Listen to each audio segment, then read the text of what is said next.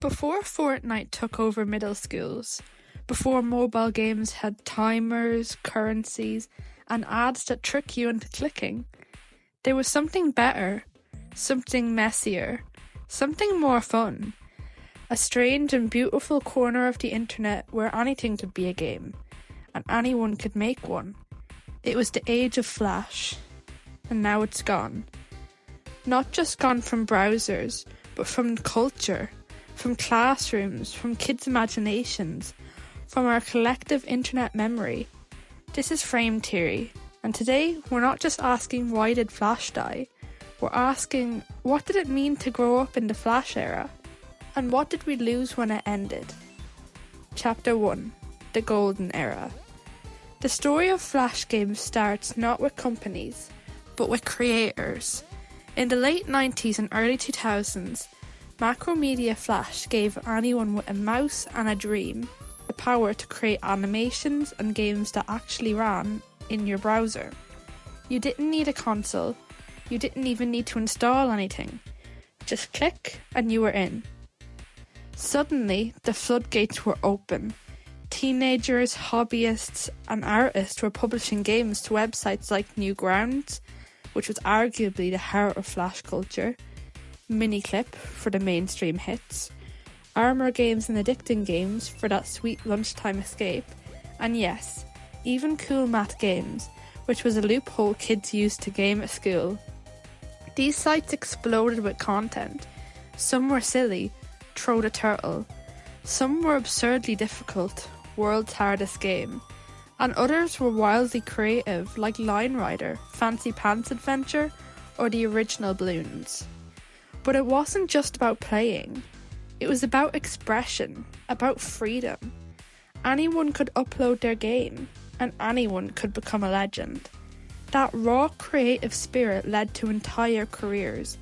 Names like Edmund Macmillan, Super Meat Boy, and Tom Fulp, Castle Crashers, all got their start right here. Flash wasn't just a tool, it was a culture. Chapter 2, Flash's built-in doom. But behind all the creativity, there was a problem. Flash wasn't built to last. The very thing that had made it magical, lightweight browser games that could be played instantly, was also its Achilles heel. To run Flash content, you needed the Flash plugin, a separate external component installed in your browser. And plugins? They're messy. By the 2010s, Flash was riddled with security flaws, memory leaks, crashes, and vulnerabilities exploited by malware. Then came the mobile revolution. iPhones, iPads, and Android devices were taking over, and Flash wasn't invited. Apple flat out refused to support it. Steve Jobs publicly criticised Flash in his 2010 essay, Thoughts on Flash, saying it drained battery, crashed devices, and it wasn't even open source.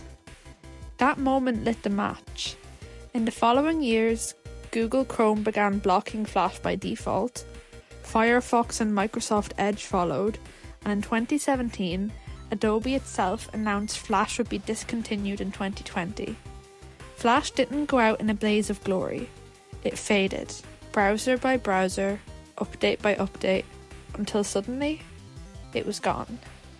Chapter 3, The Day the Games Disappeared. When the clock struck midnight on December 31st, 2020, Flash officially reached its end of life. And with it, thousands of games, maybe tens of thousands, became unplayable overnight. Kongregate shut down new uploads, Newgrounds scrambled to convert their library. Other sites just vanished. No warning, no migration plan, just gone. If you were a kid in the 2000s, you likely had favourites. Games that defined entire years of your life. Games you shared with friends, or found by accident while doing homework. Now let's imagine all these games.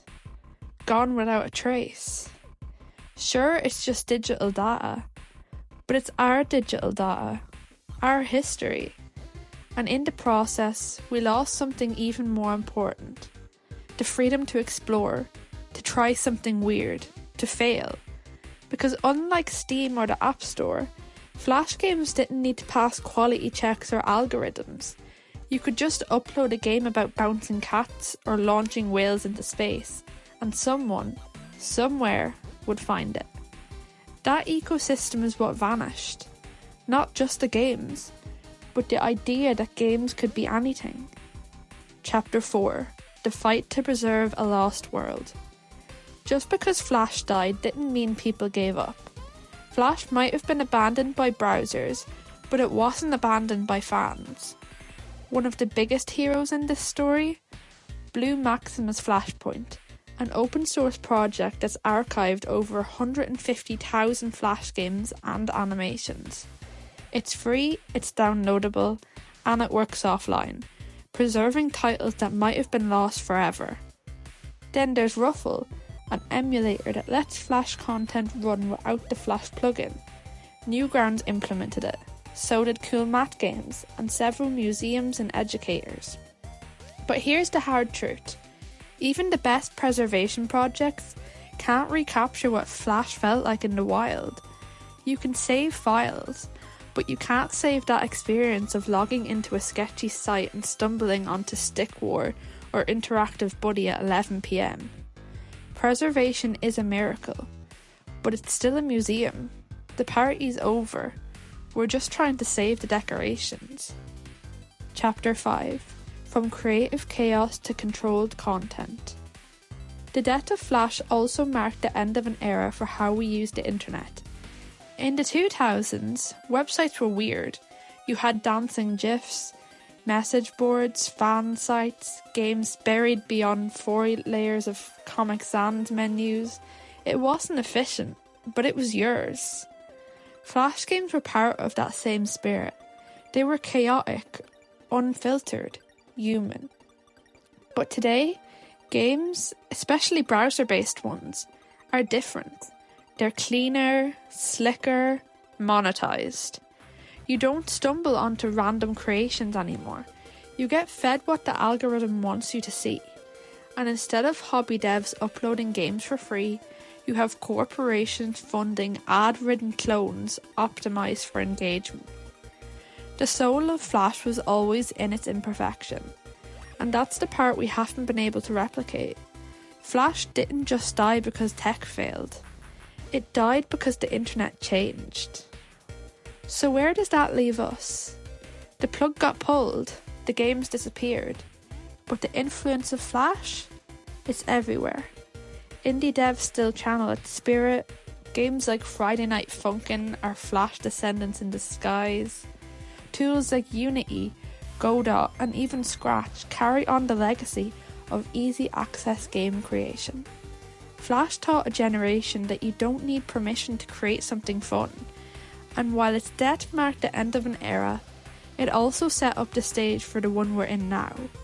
The spirit of Flash is alive, just in a different form. You just have to know where to look. Thanks for watching Frame Theory. Stay tuned. Next week we're diving deeper into the rise and fall of Among Us, the surprising growth of cozy games, and the lost empire of Facebook gaming. Subscribe to make sure you don't miss it.